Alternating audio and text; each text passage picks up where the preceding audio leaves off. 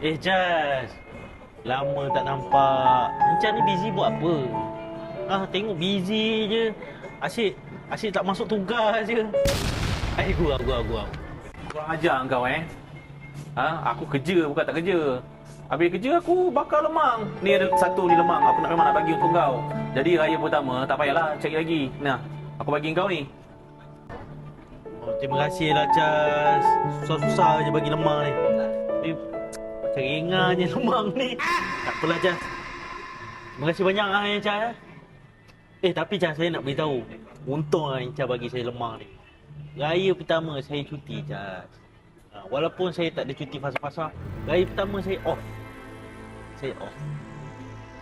Oh, kau off tak apa, kau makan lah lemang ni. Aku ada, dah lambat ni aku kena bakar lemang. Banyak order. Abang lobster lagi order. Sorry lah. Kau makan lemang Kau off makan.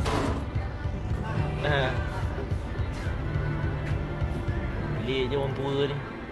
Macam siapa call?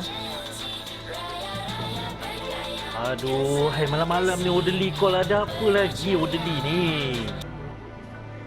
Hello, Cik. Tak ada, saya lepak kat luar ni.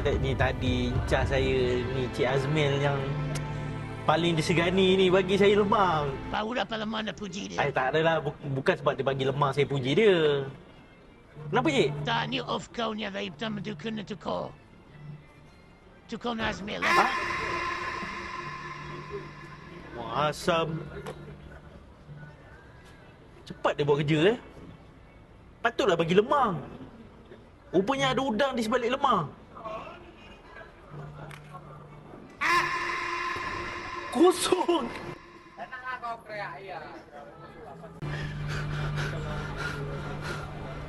Azmi!